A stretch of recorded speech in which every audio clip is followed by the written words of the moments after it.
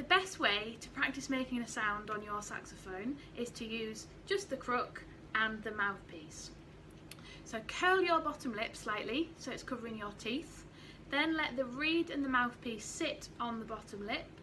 Place your top teeth on the top of the mouthpiece, close your lips around the mouthpiece, be quite firm at the edges to stop any air coming out, and then blow.